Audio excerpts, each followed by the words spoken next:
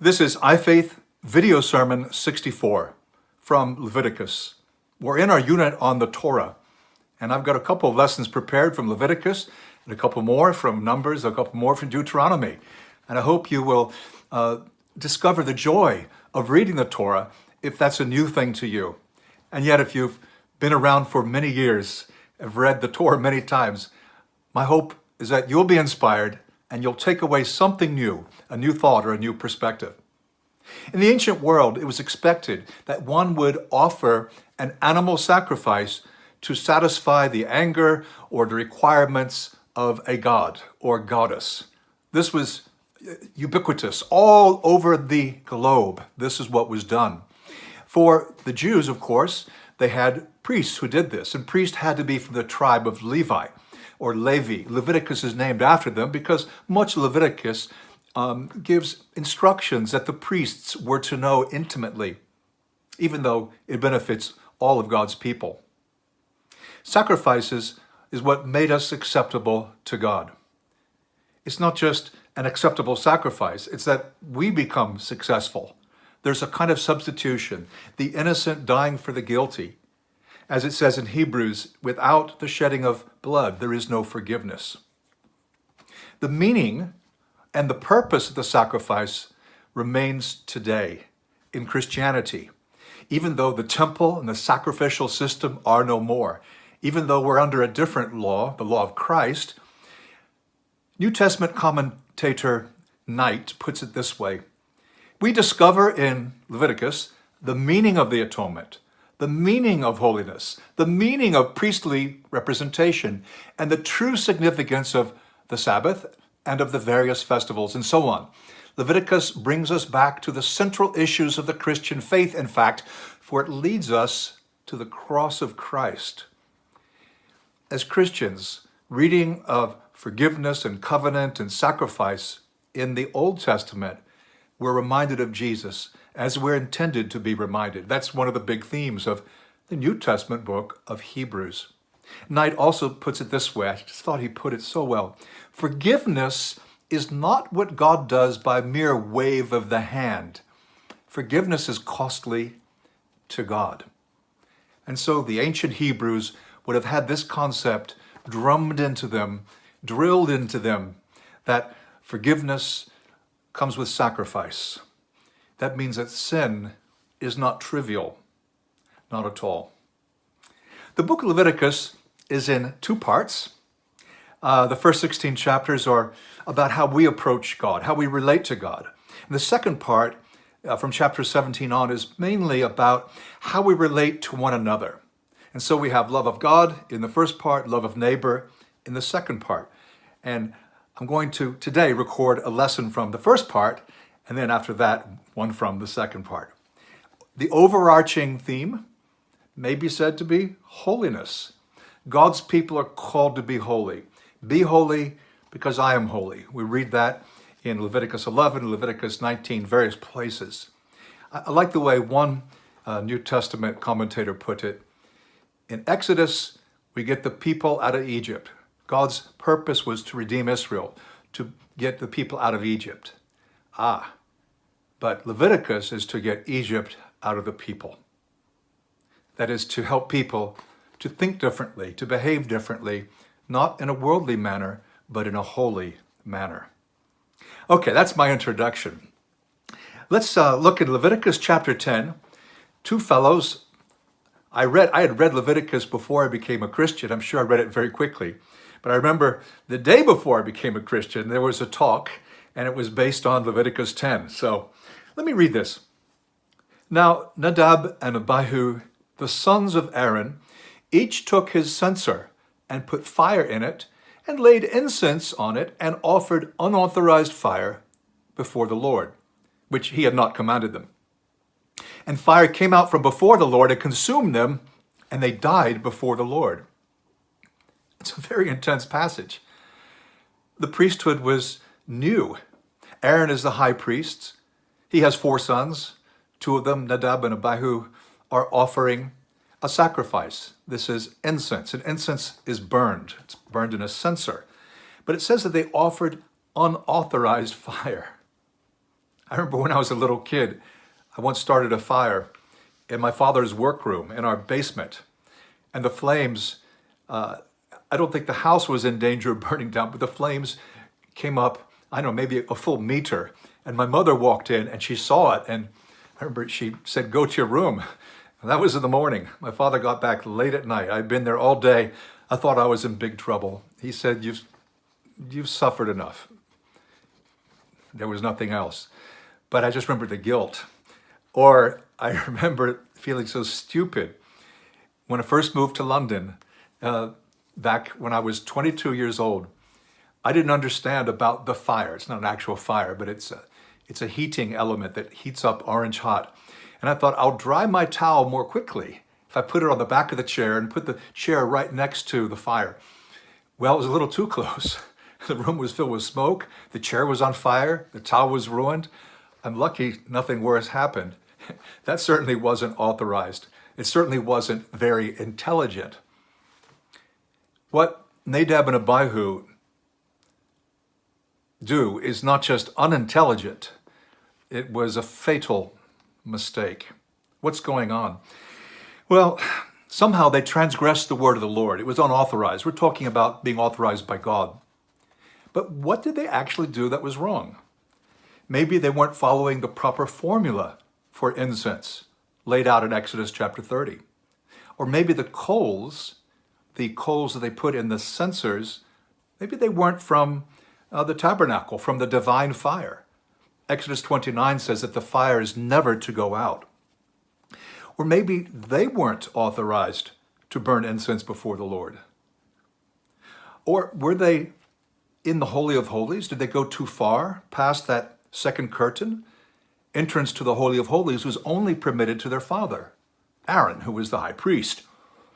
Clearly, from the text and what follows, they had not consulted Aaron or Moses before they took this foolish course of action. Or was there perhaps another more important factor?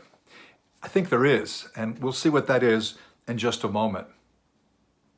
I mentioned that right before I became a Christian. It was actually the afternoon before. It's a Saturday afternoon. I was baptized on a Sunday night, but the afternoon before, I was at a student retreat, and there was a talk on, well, they called it the restoration plea. It was the idea of only following what the Bible says and never doing anything the Bible doesn't permit. But I think it was based on a fairly legalistic understanding of this passage. Now, in this passage, Nadab and Abihu are offering unauthorized fire. Somehow they went against God's will. The teacher I heard that day, so many years ago, gave an analogy. If you paid someone to pave your driveway, to pave the driveway so you could put your car there, and he decided to pave your garden, he said, well, I just thought I would pave some extra things. You would not be happy with him. Why? Because he was not authorized. And authorized was put in inverted commas. The idea is if something's not authorized, like using an organ or a piano as accompaniment for church hymns, it's forbidden. Some would say in the New Testament there were no kitchens. So kitchens are not authorized. That is, kitchens in a church building. Of course, this is problematic. There were no church buildings. In fact, there were many things that were not there. But for the legalists, they'll say that any innovation is wrong. But by that thinking, again, there'd be no church buildings, there'd be no midweek services, and many more things that are not mentioned in the New Testament. Anyway, this passage is hardly calling us to a legalistic observance of the law, although we are to be obedient to God's law. One other comment before we proceed. These men had seen God. Well, no one can see God directly, but as much as was possible, they were part of a larger group that saw God. And that's in Exodus 24. Of course, we're in Leviticus, the next book, but if you're reading things straight through, you can make these connections more easily. They had seen God. Spiritual experience, therefore, is not seemingly a guarantee of faithfulness. And you and I cannot expect to keep going strong spiritually. We're just running on fumes. we're running on fumes and surviving by the memory of earlier victories in a more zealous time in our lives. We need to keep living in the presence of God, in the present. Well, verse 3, then Moses said to Aaron, and remember, Aaron has just lost 2 of his 4 sons. This is what the Lord has said, among those who are near me, I will be sanctified, or made holy. Before all the people I will be glorified. And Aaron held his peace. And Moses called Mishael and Elzaphan, the sons of Uzziel, the uncle of Aaron, and said to them, come near, carry your brothers away from the front of the sanctuary and out of the camp. So they came near and carried them in their coats out of the camp, as Moses said. I'm going to skip over the next few verses, and we continue in verse 8. And the Lord spoke to Aaron, saying, drink no wine or strong drink, you or your sons with you, when you go into the tent of meeting, lest you die. It shall be a statute forever throughout your generations. You are to distinguish between the holy and the common, and between the unclean and the clean. And you are to teach the people of Israel all the statutes that the Lord has spoken to them by Moses. Now we're getting clarification. These men had dishonored God. They had trivialized what was holy. And worse, it appears that they came to their service intoxicated, acting like Canaanite priests, or like the priest in Israel in later times, which the prophet Isaiah laments. We should be careful when it comes to alcohol. Now, this is not a message on alcohol, but I need to make this point because many Christians drink alcohol, and some, maybe a good number, drink too much. Our personalities are to be subject to Christ. We strive to have the mind of Christ. That's why we're not to drink to excess. It's important that we're watchful and alert. We're vigilant. We can't be if we have slowed reaction times. Important for all of us, but it's doubly important for Christian leaders as they set an example that others are likely to follow or likely to make an excuse. God expects holiness. This story of the death of Nadab and Abihu should be very sobering. Well, first, it shows us that it's not just the New Testament that speaks to our heart. The Old Testament also, every book of the Old Testament.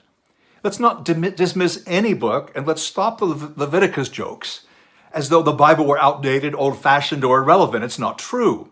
Some parts of the Bible, some books of the Old Testament will be more meaningful at different times in our lives than in others. As we age, as we experience new situations and new challenges, but every book of the Bible is a treasure. And the best theologians have always understood this. All scripture is inspired and useful. God's plan was that Israel might live, not die. Deuteronomy 30. Live in his presence, not die in his presence like Nadab and Abihu. But that requires holiness. And what we're missing so often is a healthy fear of God. Past experience of the holy. Recall Nadab and Abihu had seen God. They'd seen God's presence indirectly. But that incredible experience was no guarantee that they would live a holy life afterwards. Our past experiences, we should appreciate those, but let's not rely upon them. Let's live spiritual lives in the presence, and that's why we recommit to the Lord every day. We need the challenge. We need the upward call. The message of Leviticus 10 should be especially sobering for those of us who are Christian leaders, because we're held more accountable. Holiness is not just an Old Testament requirement. I'd like to close this talk with one of the places that quotes from Leviticus, and that's Peter's first letter. And I'm going to read 1:13 to 16. The apostle says, therefore, preparing your minds for action and being sober-minded, set your hope fully on the grace that will be brought to you at the revelation of Jesus Christ. As obedient children, do not be conformed to the passions of your former ignorance, but as he who called you is holy, so also be holy in all your conduct, since it is written, you shall be holy, for I am holy. When it comes to our thought world, when it comes to our consumption of food, our anger, our temper, when it comes to sexuality, when it comes to giving, we don't feel like being giving, we're called to be like Jesus. We're called to be holy. I hope this is helpful to you. Our next talk from Leviticus is called Grapes, Gossip, and Grudges, or an alternate title, Neighbors to All. Thank you for listening. I look forward to seeing you back or iFaith number 65.